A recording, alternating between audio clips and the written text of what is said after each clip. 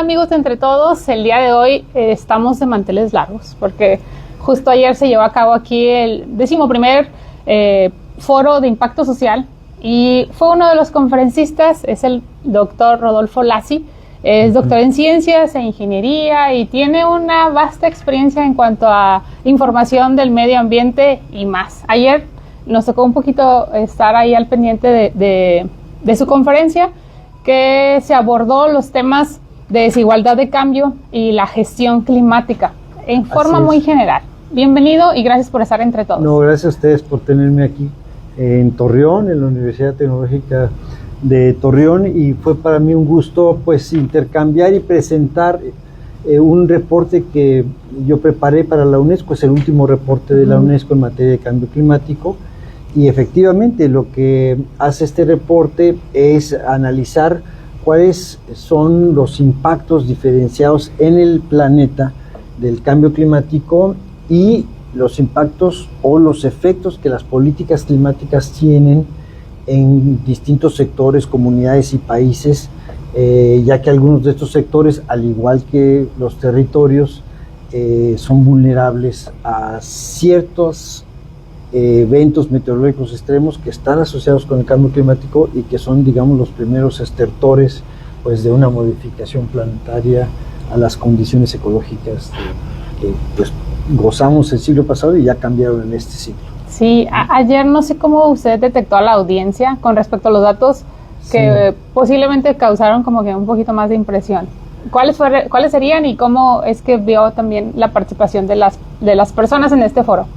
Bueno, básicamente aquí hay una audiencia que a mi juicio está muy bien educada en términos de análisis de la sustentabilidad y las opciones que las industrias tienen o los empresarios pueden tener para hacer pues un cambio de paradigma, ¿no? En lugar de solamente buscar el beneficio de corto plazo y solo beneficios materiales, cómo ser socialmente responsables, cómo ser más sustentables, lograr una economía circular, pero también ayudar a que no pues, se exacerbe el problema del cambio climático. Entonces la audiencia ya tiene información sensible en este tema, y lo que yo traje pues es, digamos, una investigación que se hizo junto con la UNESCO o derivado de las preocupaciones que la UNESCO tiene, de por qué es que hay pues sindicatos, por ejemplo, pues en Francia o en Estados Unidos, que se oponen a las políticas climáticas.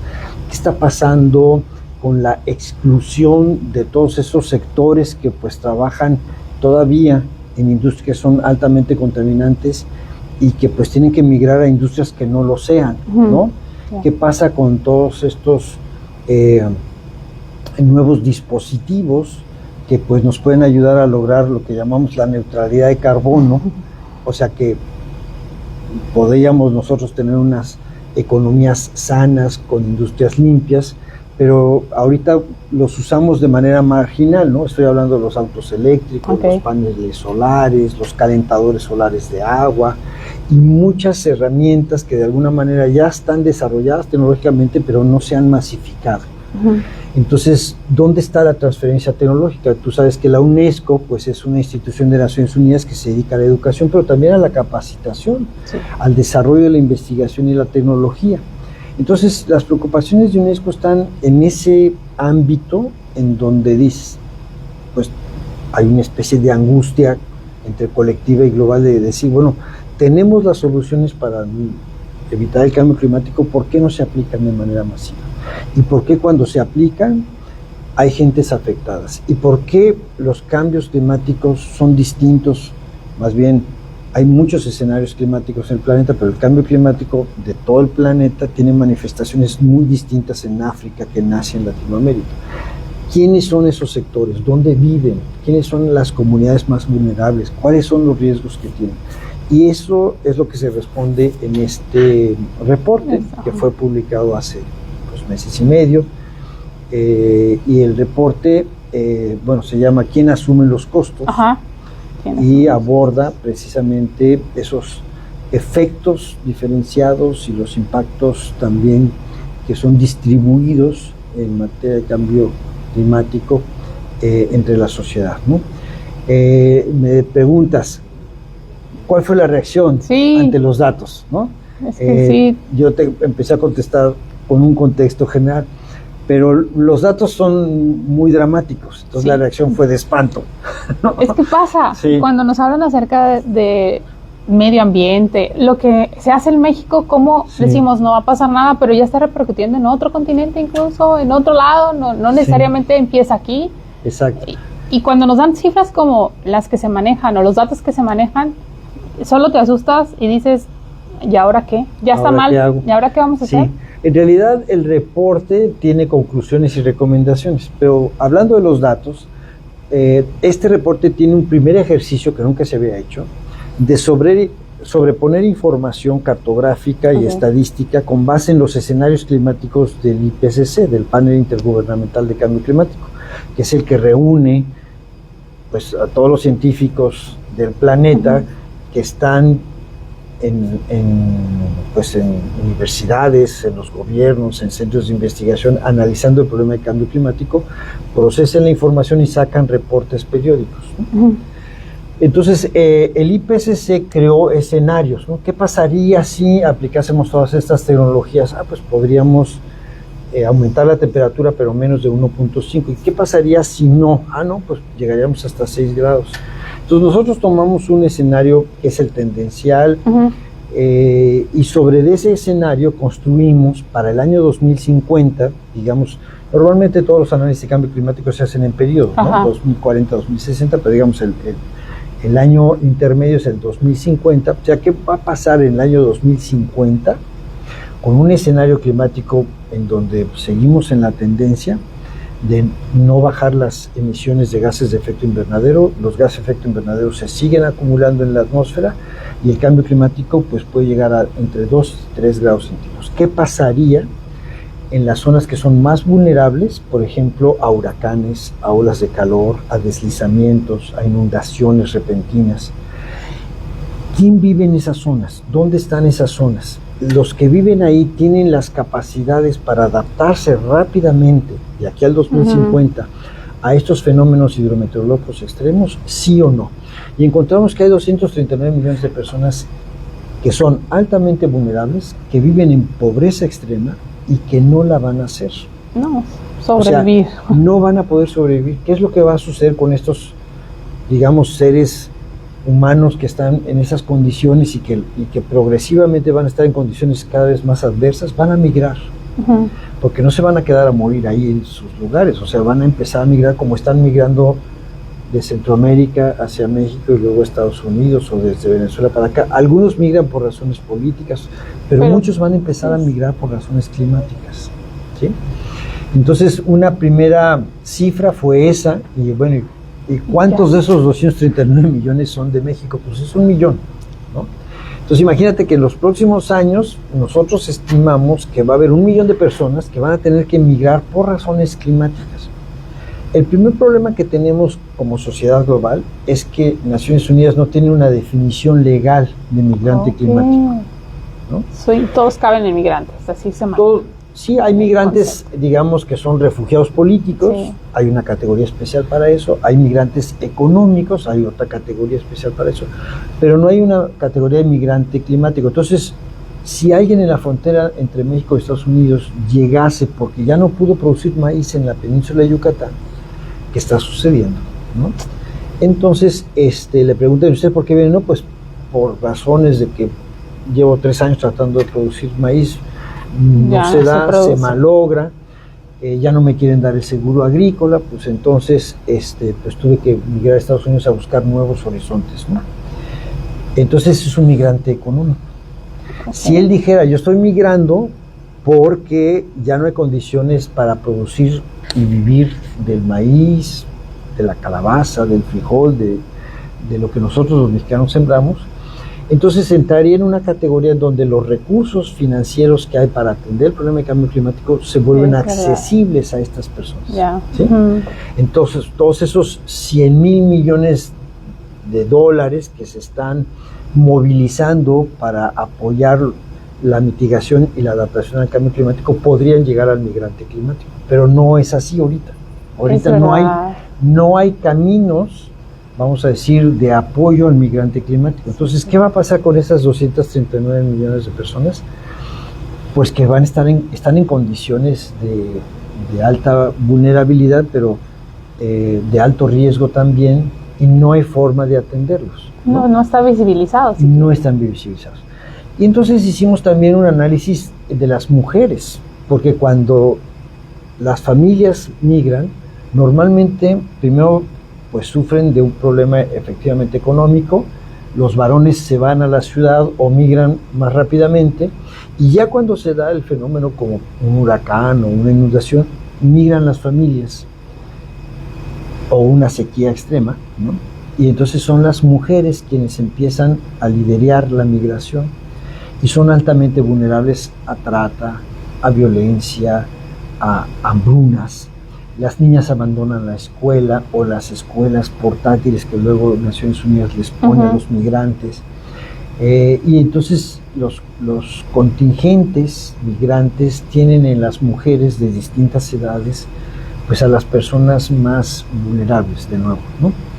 Y igual estamos hablando de mujeres que de alguna manera pues deberían de estar cuidando a los niños en lugar de tratando de sobrevivir, ¿no? O deberían de estar en actividades productivas o profesionales en lugar de estar migrando, y eso nos va a costar 1, 2 o 3 generaciones para poder revertirlo. Entonces todos esos migrantes también tienen otra componente, ¿no? La laboral, ¿sí? Entonces, ¿cuántos?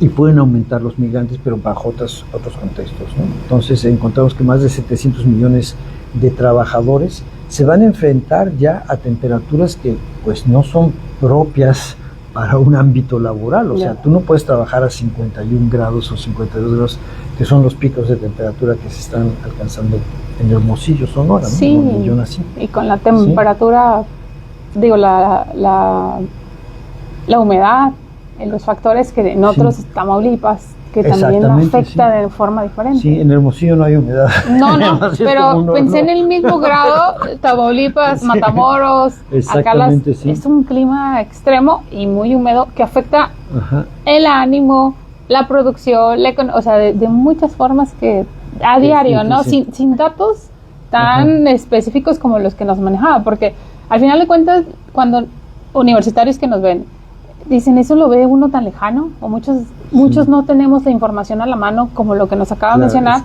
que claro que al día te afecta, y nos afecta de una forma muy pronta, y realmente, así como simplemente vivir en lugares como los que viven.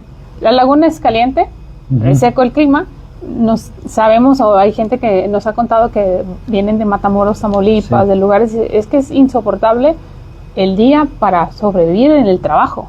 Claro. Imagínate la gente que se dedica a sembrar, que al final de cuentas todo esto lo vamos a recibir en casa. Sí nos pega, y a lo mejor no somos tan conscientes de qué tenemos que hacer en mi casa, en las universidades, informarnos, no sé, ¿qué es lo que debemos de hacer? Lo que debemos hacer, evidentemente, es migrar hacia un modo de vida más sustentable, que consuma menos materiales y menos energía. Pero en parte el problema que hemos creado como que nos obliga a consumir más energía, por ejemplo, para tener aires acondicionados. Entonces, el problema que hemos causado de cambio climático planetario se exacerba con las soluciones que eventualmente tenemos. Entonces, los aires acondicionados pues están muy bien, es una tecnología que se desarrolló, a veces pues ya sabemos eso, ¿no? Por las investigaciones de otro mexicano, el doctor Mario Molina, a punto de destruir la capa de ozono. Ya pudimos revertir ese problema, controlar ese problema, todavía no se soluciona por completo, pero los aires acondicionados deben de tener sustancias que no sean agotadoras de la capa de ozono, y deben de tener o operar con electricidad que sea limpia, ¿no? De energías renovables. Si logramos esa combinación, pues entonces sí estaremos en una ruta de la sustentabilidad. Pero si no lo logramos, lo único que estamos haciendo es aumentar ese ciclo vicioso de consumo excesivo de energía y de emisiones a la atmósfera que van a acabar destruyendo el planeta, el equilibrio del planeta. Y esto que digo no es una exageración, porque lo primero que mostré el día de ayer pues fue un mapamundi de las anomalías de temperatura del año 2024, y en donde vemos que pues hay zonas que son particularmente acumuladoras de calor, y es el caso del altiplano mexicano, donde está Torreón, donde estamos aquí, sí, ¿no? ¿Por qué? Porque estamos entre dos cordilleras, entre dos océanos, y la topografía y la forma en que se mueven los vientos y la forma en que se acumulan, por decirlo así, los fenómenos hidrometeorológicos en el altiplano, pues nos dan esa condición. La UNAM hizo un estudio recientemente de cuál era la temperatura promedio de México, y recordarás que el Acuerdo de París tiene como objetivo que el planeta no rebase 1.5 grados centígrados antes del 2050, cosa que ya es muy difícil. Sí. Bueno, pues México, de acuerdo a los reportes del Programa de Investigación y Cambio Climático de la UNAM, ya tiene 1.7 prácticamente, ¿sí? O sea, nosotros ya estamos más allá de cuando el destino nos alcance de acuerdo al Acuerdo de París, sí, ¿no? Valga la redundancia. Entonces ya nosotros rebasamos el Acuerdo de París, pero la zona del altiplano es la más caliente de México. O sea, en promedio tenemos 1.7, o sea, en el promedio del altiplano, el Valle de México, la península de Yucatán, las selvas del sureste mexicano, en promedio ya estamos en 1.7. Pero aquí estamos a 3, 4, 5 grados más de temperatura, como promedio. Entonces, tú sabes que el promedio, bueno, es un promedio que se construye en largos periodos de tiempo desde el punto de vista climatológico, y estamos hablando de 30, 40 años, pero a lo que ahorita pues tenemos que darle más atención son a los fenómenos hidrometeorológicos extremos. Entonces es la segunda recomendación, que en realidad fue mi primera recomendación, fue tener sistemas de alerta temprana. Los sistemas de alerta temprana son ya un compromiso de México en la Organización Mundial Meteorológica. En 2027 nosotros debemos de tener sistemas de alerta temprana universales y personalizados, ¿sí? ¿Qué significa eso en términos prácticos? No es que te manden un fax diciendo que ahí viene un huracán para que te protejas como puedas y como Dios te dé a entender. No, es que en tu teléfono celular, que bueno, pues prácticamente ya todos los mexicanos tenemos conexión, un dispositivo, y que además es inteligente en la gran mayoría ya de los casos, tenemos que recibir la alerta temprana.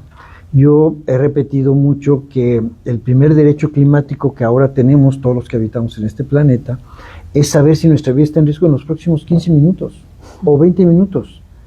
Las niñas que murieron en Río Guadalupe, en Texas, recientemente, tuvieron solo 45 minutos para salvar sus vidas, pero no tenían sus teléfonos celulares con ellas. Las tenían, como era un campo de verano, las tenían las profesoras, y no hubo posibilidades, habían desconectado los megáfonos, no hubo posibilidades de auxiliarlas y decirles, oigan, hay que salir de esa zona porque esa zona es de alto riesgo, que sí se sabía que era una zona de alto riesgo.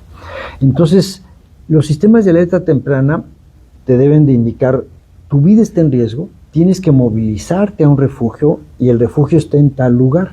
Así como te dicen, usted ya llegó a la ciudad de Torreón, no deje de visitar el mejor lugar de gorditas y vaya y coma ahí las gorditas de... Ah, bueno, pues así, ¿saben qué?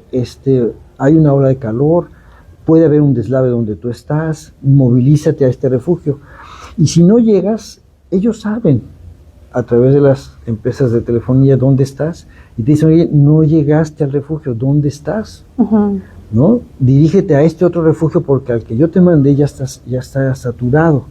Y cuando tú llegues al refugio, era lo que yo explicaba, ahí tú puedes decir, oye, pues ya llegué con mi esposa, me tardé, pero mi esposa necesita atención médica porque es un paciente con enfermedades cardíacas, necesita un cardiólogo, ¿no? Y no hay aquí un cardiólogo. Ah, pues, y falta agua, y faltan vendas, y hay niños, y falta esto y el otro. Entonces, hay una interacción con los sistemas de protección civil y los sistemas de alerta temprana, y esa interacción la tenemos que tener on place, como dicen los norteamericanos, en 2027.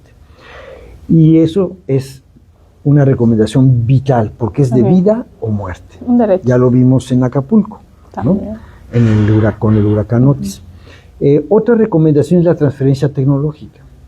Nosotros no somos dueños de los futuros tecnológicos del país, ¿no? O sea, este teléfono pues está producido en otro lado con materiales de otro. No hay nada en este teléfono que sea mexicano.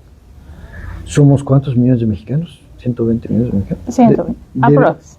¿Como cuántos millones de celulares crees que haya, no? Más los que va a haber. Entonces, pero estoy hablando de que tampoco somos dueños de las patentes de los autos eléctricos o de los paneles solares o de los generadores eólicos. Y estos dispositivos que logramos comprar en muy pocas décadas por millones y dotárselos a todo mundo, deben ser como los autos eléctricos, los paneles solares, los calentadores, los generadores eólicos. Tenemos que usar millones de esos dispositivos para bajar nuestra huella de carbono, ser menos agresivos al medio ambiente. Y la transferencia tecnológica tiene que darse como se dio con la industria automotriz. Tenemos que generar empleos verdes, tenemos que generar nuevas empresas y que esa riqueza que generan las empresas se reinvierte en una economía circular justo para darle sustentabilidad al desarrollo. Y la transferencia tecnológica no es un asunto menor, es un asunto importante, porque si no todo esto es deuda. Sí. Todo esto es deuda, ¿no? Entonces estamos pagando estos aparatos, pero si las líneas de producción de autos en México no son de autos eléctricos, si el auto que se vende en México no es mayoritariamente el eléctrico, sino el de combustión interna, pues no estamos en la ruta del futuro, estamos en la ruta del pasado. Y esa es otra recomendación importante, la transferencia tecnológica, que tiene mucho que ver, no sé cuánto tengamos de tiempo más, pero estamos en tiempo. Tiene mucho que ver con las universidades en este espacio, ¿no? Porque normalmente, piensen ustedes en la pandemia, ¿se acuerdan de las vacunas? Hoy no tenemos vacunas y nos estamos muriendo, ¿no? ¿Qué hacemos? Necesitamos que nos des la vacuna para yo producirla. No, el que dice yo produje la vacuna, yo no te la voy a regalar. Entonces, la primera transferencia tecnológica puede ser el regalo de la patente, ¿no? Sí, que sucedió. Te doy la patente para que salves millones de vidas. Pues ni siquiera así, ¿eh? O sea, dijeron, no, pues no. Primero voy a producir mis propias vacunas, salvo a mi gente y ya después que me sobren, te ayudo a ti, ¿no? Sí. Entonces, una segunda ola es, oye, pues no seas gacho, ven y prodúcela aquí conmigo, ¿no? Que es lo que tenemos con estas industrias automotrices como Ford, Mercedes-Benz, Volkswagen, etcétera, ¿no? Entonces, dices, bueno, pues me asocio, ¿no? Otra reacción es, oye, ¿sabes qué? Fíjate, esto es tan secreto de la vacuna que lo único que puedo hacer es que tú me mandes estudiantes, estudien su doctorado, sepan más o menos cómo hay que hacerle y que se vayan a su país y ahí inviertan ustedes, hagan su propia vacuna, ¿no? Otra opción es, ¿sabes qué? Yo voy a mandar los aparatos y te voy a entrenar para que tú les des mantenimiento, ¿no? Y sepas cómo operarlos. Esa es otra opción de transferencia tecnológica. Yeah. Y luego hay otras opciones que son sur-sur, que son, digamos, más amigables para países en desarrollo, en donde tú dices, bueno, pues hagamos un esfuerzo colectivo entre países, entre universidades hermanas, para tratar de desarrollar cierto tipo de tecnologías que los países ricos, que por lo general son de zonas templadas, no tienen para soluciones tropicales, ¿no? Okay. La agricultura orgánica de vainilla, ¿no? O de café. Entonces, esas transferencias tecnológicas que son, ahora sí, sur-sur, también son opciones, pero todas están en un espectro en donde el conocimiento, la investigación, la aplicación de la tecnología es vital. Y las universidades juegan un rol muy importante. Por eso es que me dio mucho gusto que me invitaran a presentar el reporte de UNESCO aquí en la Universidad Tecnológica de Torreón. Sí, es mucho impacto y sobre todo que si aquí se empieza a educar, la importancia de que todos estemos educados. Aquí me llama la atención que hay países como Estados Unidos o hay países que son se supone, deberían de estar más intencionales en muchas de sus políticas, y al contrario de eso están echando abajo muchas de ellas. Sí, están revirtiendo por una cuestión de carácter empresarial con objetivos de muy corto plazo, ganancias muy altas, porque realmente pues ya amortizaron las inversiones de investigación tecnológica que tenían, por ejemplo en la industria del petróleo, del gas, y ahora quieren sacar el máximo de ganancias en el menor tiempo posible. Y eso pues es contra natura, ¿no? Entonces tú no puedes, en pocas palabras, matar la gallina de los huevos de oro, ¿sí? Y es lo que están haciendo ahorita, ¿no? Por desgracia, están incrementando la emisión de gases de efecto invernadero, y el IPCC, este panel intergubernamental de cambio climático que reúne a todos los científicos, nos dijo que teníamos una ventana para revertir este proceso de degradación planetaria de 10 años. Y esos son los 10 años que ya van 5, y en el 2030 se cumplen los 10 años de los Objetivos de Desarrollo Sustentable. Y en esos 10 años lo que hemos hecho fue incrementar las inversiones en combustibles fósiles y las emisiones de gases de efecto invernadero. En lugar de detener y revertir, incrementamos y ampliamos ahorita la infraestructura petrolera para los próximos 30 años, ¿no? Entonces, si yo lo que hago para adelgazar es comprar un refrigerador más grande, ¿no? Me hago miembro de Costco, de Sam's, de todas estas tiendas en donde se pueden comprar grandes paquetes de comida. ¿Sabes cuándo voy a adelgazar? Pues creo que nunca, ¿verdad? O sea, va a ser muy difícil que si yo me equipo con infraestructura, me organizo, evito las responsabilidades, por ejemplo, que fue lo que acaban de hacer en Estados Unidos, ¿no? O sea, quitaron las básculas, ¿no? De todas las casas, ¿no? Entonces, además de ampliar el refrigerador, de hacerte miembro de grandes tiendas de comida, pues quitas las básculas de tu casa, te compras ropa ancha y dices, ahora sí, ¿no? Vamos a adelgazar. No, pues no vas a adelgazar. No hay manera. Así estamos ahorita en materia de gases de efecto invernadero. Estamos invirtiendo más en combustibles fósiles, en aparatos que consumen combustibles fósiles, que en energías renovables y en otro tipo de soluciones a los problemas de contaminación. Las universidades, bueno, la UTT, que hoy nos da la oportunidad de estar aquí con ellos en casa, como esta universidad, ayer se hizo una premiación que también me gustaría tocar el tema. O sea, hacemos una premiación a empresas socialmente responsables. Así es, sí. Y universidades como estas... Por eso vine yo al evento. Ah, ¿sí?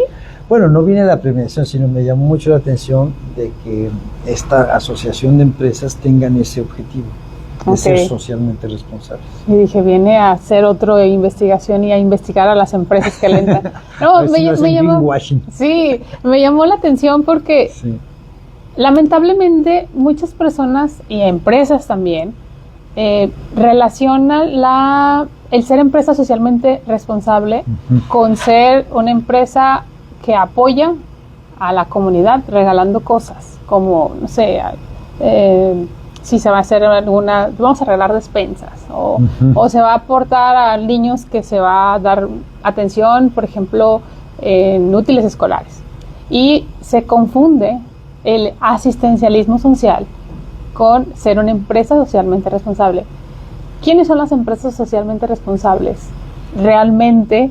Y no las que apoyan, que es parte, sí es parte, pero no es realmente la importancia que se le tiene que dar, y que hay empresas en nuestra región que sí lo hacen. Ayer pudimos ver una muestra de ello, pero que no se confunda el que las personas el ayudar a otros, eso no tiene nada que ver con que estén importando, les esté realmente dándole mucha como énfasis en el cuidado de esta información que nos da sobre el sistema que utilizan, en cómo estas energías renovables las están empleando, el que la basura, los que no se dice basura, que ya nos dijeron que no se dice, los residuos, tienen un valor importante para que también formen parte de cuidar el medio ambiente y de todo, ¿no? Mira, las empresas socialmente responsables aplican un concepto que es, a mi juicio, muy positivo, de responsabilidad extendida, ¿no? Okay. Yo produzco este aparatito y este aparatito, bueno, pues cuando deja de servir, porque todo por servir se acaba, ¿sí? Inclusive nosotros, pues tiene que tener un destino, ¿no? Sí. Entonces yo como empresa debo de marcar cada una de las piezas y saber quién se va a hacer cargo de la pantalla, quién se va a hacer cargo de los circuitos electrónicos que tienen metales pesados, algunos de ellos tóxicos, de los plásticos internos, quién se va a hacer cargo precisamente de reciclar todo esto y devolverlo en un ciclo de vida a reusar, reutilizar o recomponer para poder seguir usando esos materiales. Hay países que son pues vanguardistas en esto por su condición geográfica, como Japón, ¿no? Entonces todo lo que entra a la isla, pues es material que no estaba, ya lo compramos y hay que reciclarlo, ¿no?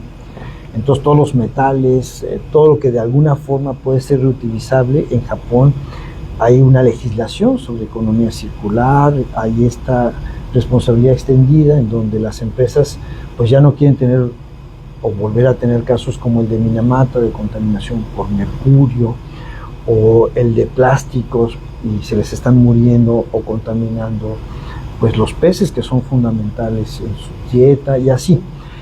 Hay otros países como Dinamarca, en donde los residuos se vuelven un material energético, ¿no?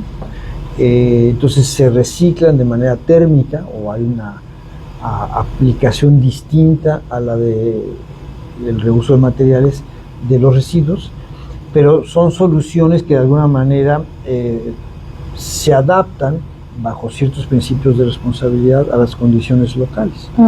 Entonces los incineradores de basura de Dinamarca pues son los más avanzados, son edificios bellos, tienen control de emisiones y están conectados con circuitos de calor en la ciudad, entonces ya no queman combustibles fósiles, sino queman los propios materiales que utilizan para vivir, para poder calentar sus hogares durante el invierno, que son inviernos muy crudos. Entonces todas las circularidades que uno pueda alcanzar en la dotación de un servicio, en la producción de un bien o en la movilización de recursos, son parte de ese futuro de sustentabilidad que tenemos que construir. Entonces estas empresas, pues como Lala, pues ya están preocupadas de que su empaque pues regrese, ¿no? Y que se maneje de manera sustentable, y entonces hay que hacer extensionismo, por decirlo así, de qué es posible hacer con la sociedad para que eso ocurra, hasta dónde llegan ellos, hasta dónde llega el municipio, hasta dónde llegan las personas. Entonces aquella visión de, bueno, agarro esto que pues, tiene plásticos de un solo uso, no sé si este plástico sea biodegradable, ay perdón, ya estoy chorrando el agua, pero a lo mejor no lo es, bueno, no importa, no lo juzgo, pero bueno, este plástico de un solo uso debe tener una cadena que cierre el ciclo para poderlo reusar, reconvertir o transportar a un lugar en donde lo conviertan en fibra textil y así, ¿no? Tenemos que lograr esa circularidad en todas las cosas, tratando de mimificar a la ecología del planeta, porque el planeta antes de nosotros, de esta época industrial, era así, todo se reciclaba, ¿no? Pero ahora ya no puede el planeta con nosotros, somos extremadamente contaminantes y eso hay que revertirlo. Entonces las empresas socialmente responsables extienden sus beneficios a la sociedad para construir algo que sea más sostenible desde el punto de vista económico, tecnológico, pero sustentable desde el punto de vista ambiental. La comarca lagunera, ahorita mencionó una de las empresas, pues que la conocemos a nivel toda Latinoamérica, ya ni siquiera solo México. La comarca lagunera es una región, pues que está contaminada de muchas formas, hay poca agua y el agua que hay ya tiene, pues también está contaminada. Cuando nos hablan de esos temas, también el respecto al la contaminación en el aire, ¿no? ¿Cómo empresas como estas que de aquí viven, de aquí nacieron, incluso muchos nos sentimos orgullosos cuando dicen en otros lugares, eso es de la comarca lagunera? Pero ¿cómo o esta parte que les corresponde a ellos, a lo mejor hasta de cambiarse de lugar, porque a lo mejor no es el clima idóneo. ¿Qué papel juegan o qué tan importante es que empresas como estas, Peñoles, otra empresa que también es grande y nos hace grandes en la región, pero también tiene consecuencias el tenerlas en estos lugares? Obviamente al irse a otro lugar, pegaría duro en muchos aspectos, ¿verdad? Económicos, clima, todo. ¿Cómo, no sé si haya un ejemplo como este, de empresas como de este tipo, en otros países que hayan tenido que emigrar, o qué solución se les dio para que, no estoy diciendo que en poco tiempo, se puedan adaptar a estas necesidades urgentes, de acuerdo a las recomendaciones? Bueno, mira, la adaptación al cambio climático, pero particularmente, vamos a decir, la construcción de resiliencia, que ese es un concepto importante a considerar, que es parte de lo que discutimos el día de ayer. Efectivamente, toma tiempo, pero ya se vuelve vital, porque tú como empresa necesitas perdurar o tener planes, pues, de 20, 30 años, 50 años, algunos son planes de carácter centenario, ¿no? Y no lo puedes lograr si no te adaptas al cambio climático, y como es imposible no ser afectado por fenómenos hidrometeorológicos extremos, tienes que ser resiliente. O sea, cuando ocurra, tienes que tener la capacidad de recuperarte como empresa, ¿no? Recientemente, y no voy a decir los nombres de las instituciones en las cuales estuve entrevistándome, analizamos el caso de un organismo financiero, bancario, en Acapulco, ¿sí? Entonces, cuando se da el fenómeno, ellos ya tenían una red de comunicación con todas sus sucursales y todos los empleados en su casa y en las sucursales, porque pues, el fenómeno se dio de noche, ¿no? Y entonces rápidamente supieron, pues, qué había pasado con los assets, ¿no? O sea, con las sucursales bancarias, con el dinero, con el personal, porque no es así de que, oye, pues, supón tú, se inundó tal sucursal, pues díganle al gerente que vaya. No, es que el gerente se murió porque salió volando de su casa, que vivía en una torre que estaba enfrente del mar. No, pues, entonces ellos tenían ya todo un plan diseñado para precisamente este tipo de eventualidades, porque ya les habían ocurrido antes. Lo de Acapulco no fue una sorpresa, ya había ocurrido antes, ¿no? Y había ocurrido inclusive hasta de manera más dramática, pero bueno, fue algo muy, muy intenso. El huracán fue uno de los huracanes más intensos que ha sufrido la humanidad. Pero ser resiliente es eso. Entonces ellos rápidamente fueron el primer banco que reactivaron en Acapulco, no perdieron y lograron apoyar a la población, pues, en el recurso inmediato, porque la gente no tenía ni dónde sacar dinero para comprar una botellita de agua. Así de sencillo, ¿no? Entonces lograrlo es tan importante como lograr que CFE sea resiliente y reconecte todo el sistema eléctrico, o que el sistema de dotación de agua potable sea capaz de reconectar no solamente las tuberías de agua potable, sino también los drenajes, y no contaminar más, y que rápidamente la gente tenga agua para bañarse, para tomar, para cocinar, ¿no? Entonces la resiliencia se vuelve un atributo muy importante. Hay empresas que ya son resilientes, como la que te acabo de comentar, sin decir el nombre, pero hay otras que están en el camino de ser, ¿no? No solamente sustentables, como es el caso del ALA, de Peñoles, pero también resilientes. Aquí las horas de calor cada vez van a ser más intensas. Ya ahorita la temperatura, te decía, promedio es mucho mayor que el resto del país. Y la sequía que acaba de pasar, que fue más de 7 años, nos puso hace 2 años en condiciones realmente críticas, ¿no? Entonces ya hay estrategias de adaptación y de resiliencia de estas empresas, las describieron un poco ellos, y están en programas de reforestación, en programas evidentemente de conservación de agua, del recurso, y eso es lo importante, ¿no? O sea, que las empresas se salven a sí mismas, pero salvando a la sociedad, ¿no? Y ese es tal vez el concepto que esta red de empresas socialmente responsables tienen aquí en Torreón. Hay un término que hemos escuchado también que mencionan que se llama justicia climática. Ese es distinto. Sí. ¿A qué se refiere? Pues puede referirse a una justicia global, histórica. Por ejemplo, pues México realmente nunca ha sido un gran emisor de gas de efecto invernadero, pero Estados Unidos sí. Los europeos, los ingleses en particular lo fueron. Y entonces ellos tienen más responsabilidad que México en la solución del problema, ¿no? Entonces hay otros países que ni la deben ni la tenían, como los países insulares, Tuvalu, Fiji, ¿no? Y están desapareciendo. Entonces tú dices, oye, ¿y quién paga la migración de esas personas que ya está sucediendo? No somos nosotros. No somos nosotros los de la emergencia. Entonces, hay una injusticia que se tiene que resolver de carácter global, ¿no?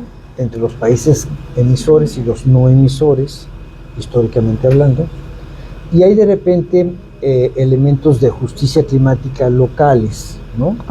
O de justicia climática sectorial, ¿sí?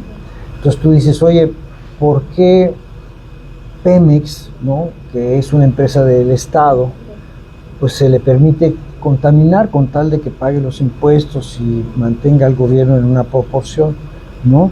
Y a otras empresas, pues no. Entonces otras empresas sí están asumiendo sus responsabilidades climáticas y Pemex no. Eso es injusto, ¿no? Entonces reclaman ciertas industrias, pues, un problema de injusticia climática y que haya justicia climática. A nivel individual tú dices, oye, pues nosotros, es el caso, por ejemplo, de Tapachula recientemente, o el caso de Tula, los pobladores de Tula, ¿no? Nosotros recibimos las aguas residuales del Valle de México. Ahí hubo una gran lluvia, una semana de lluvia muy intensa en el Valle de México. Se tuvieron que desfogar las presas de Hidalgo, la presa, están conectadas, ¿no? La presa Requena, la presa Endó, y se inundó la ciudad de Tula de aguas residuales, agua negra, ¿no?, de la Ciudad de México. Entonces no estaban preparados y murieron varias personas en los hospitales, porque lo primero que se inundaron pues fueron las áreas de emergencia de los hospitales, y había muchos enfermos todavía de COVID, etcétera. Entonces, pues es que eso es injusto. ¿Quién paga eso? No, pues que pague, pues ¿quién? ¿La gente rica de Tula? No, porque el agua es de la Ciudad de México.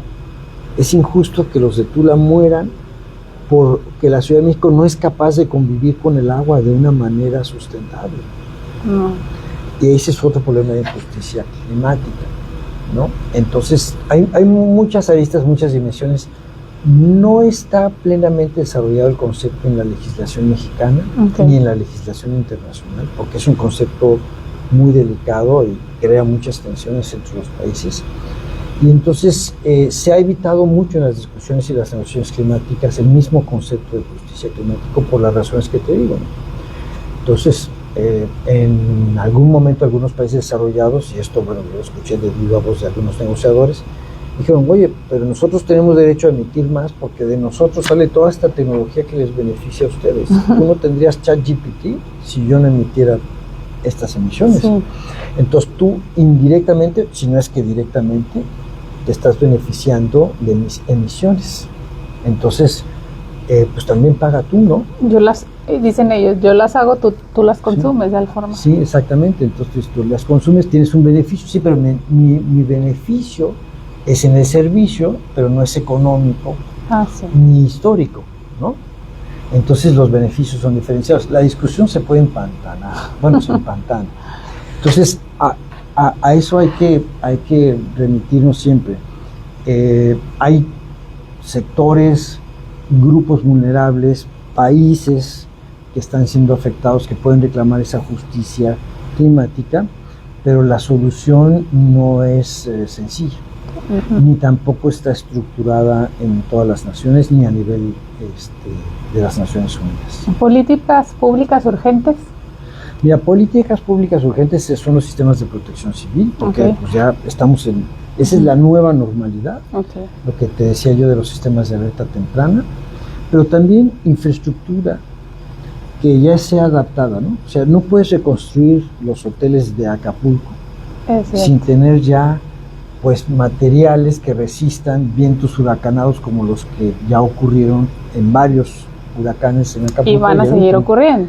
Y más intensos, ¿no? Entonces, las normas de construcción tienen que cambiar.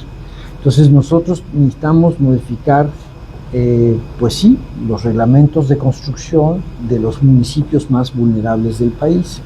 Eso es lo urgente. Entonces tú dices, ay, no puede ser, pues eso es muy costoso. Bueno, eso lo hicimos en la Ciudad de México para poder sobrevivir a los temblores. Hoy se festeja, bueno, no es un festejo, pero se conmemora el evento de 1985, el sismo del 85, y la verdad es que a raíz del 85 cambió el reglamento de construcción, se reforzaron los edificios, tuvimos que invertir, pero sin eso no se puede dormir en paz en la Ciudad de México. Si no se hubiera hecho eso, todos tendríamos miedo de dormirnos en la noche y despertar bajo los escombros, o no despertar, ¿verdad? Entonces es igual ahorita en cambio climático, tenemos que cambiar los reglamentos de construcción. Y lo otro es que tenemos que rápidamente armar nuestros acuerdos de transferencia tecnológica y cambiar la planta productiva del país. No podemos estar produciendo los aparatos del siglo pasado, los autos del siglo pasado, los motores del siglo, las calderas del siglo pasado, los boilers del siglo pasado. Ya nosotros deberíamos tener en nuestras casas estufas eléctricas con paneles solares. Eso de tener gas LP, o ya viste el accidente que hubo recientemente, ¿no? ¿Por qué exponerse a ese tipo de eventos que son realmente que son tragedias? Si tenemos alternativas para no depender tanto del gas y del movimiento de combustibles por ruedas, ¿no? Entonces ahí hay una materia pendiente y es una materia de política pública de Estado, ¿sí? La transición acelerada y masiva hacia tecnologías limpias. Ahorita que mencionaba el que tenemos que hacer ese cambio, a mí se me viene a la mente que hemos estado teniendo algunas campañas, de hecho municipales, en donde se están, algunos hasta regalan, pero venden ciertos aparatos de aire a un costo muy, muy bajo, pero se hace como a medias, no se hace el cambio completo, porque la energía que se utiliza para ese aparato, pues no es energía limpia. Entonces alguien que apenas si tiene para costearse un aparato como el que menciona, hoy es complicado, ahora dice, voy a tener el aparato, pero no tengo energía limpia. Entonces se tendría que dar el apoyo, en este caso, ya hablamos de la parte empresarial, la parte también de lo que corresponde al gobierno, a apoyar en ese sentido de que te voy a aportar un aire que te va a beneficiar en un equipo, pero también necesitamos que la parte de energía limpia se le dé la importancia y que las personas seamos conscientes de utilizar, aunque sea la poca energía que se utilice, porque sea energía limpia. Si esto no ocurre, es un trabajo a medias, estoy entendiendo entonces. Es cierto, sí, así es. Yo creo que las soluciones tienen que ser integrales. Entonces, cuando se dan soluciones parciales, terminan estas por abortar, ¿no? O sea, terminan por no servir como deberían de ser.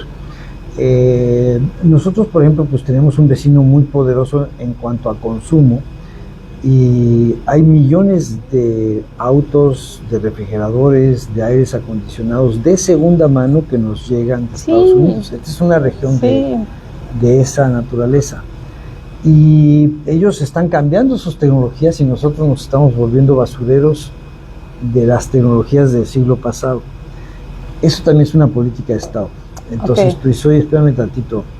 Sí, tenemos grandes necesidades, tenemos poco ingreso, pero eso no quiere decir que pues tengas que consumir, por decirlo así, los alimentos o los aparatos que te van a acabar matando, ¿no? Sí.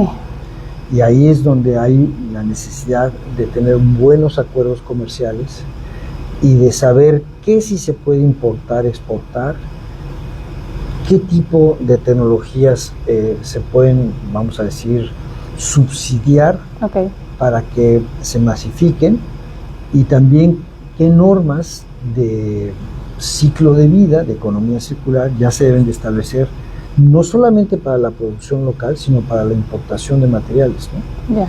Porque ya importamos todo, ¿no? Entonces tú dices, y ese es un tema muy serio, no es un asunto menor. Hoy importamos este teléfono de China, sí, pero este teléfono de China es muy probable que tenga metales pesados que no tienen estos otros, que son del área de Norteamérica, ¿no? O de la India o de África, puede ser de cualquier otro lugar. O sea, tú estás importando algo que posiblemente no tengas capacidad de reciclar o de regresárselos, ¿no? Puede ser un empaque, porque hay productos que traen unos empaques excesivos, o puede ser los químicos que no fueron regulados adecuadamente y que pueden ser sustancias tóxicas, cancerígenas, o que de alguna manera te pueden afectar la salud. Eso es algo que también hay que visualizarlo como políticas públicas, ¿no? Cuando decimos hay que tratar de libre comercio, no, pues importen y exporten lo que se les pegue la gana. No, por desgracia no puede ser así. Al año se meten al mercado cerca de 1000 químicos nuevos diseñados por computadora. No todos son químicos inertes, muchos de ellos sí tienen efectos a la salud, a los seres humanos y a los seres vivos en general. Y muchos de ellos nos llegan por productos importados. ¿Cuáles son buenos, cuáles son malos? Es un asunto pendiente de Estado también. Bueno, esto y más información, ¿dónde podemos encontrar? ¿Cómo podemos seguir informándonos sobre estos temas? Sí, yo ahorita te paso los documentos, pero si tú googleas el nombre en inglés del reporte de UNESCO, Who Bears the Costs, lo vas a encontrar inmediatamente y lo puedes bajar de manera gratuita, porque son documentos de UNESCO. Bueno, agradecemos mucho su tiempo. Ya va rumbo a su casa pronto. Así es. Sí. Esperamos tenga un buen viaje y muchas gracias a nuestros amigos de Entre Todos y que estén.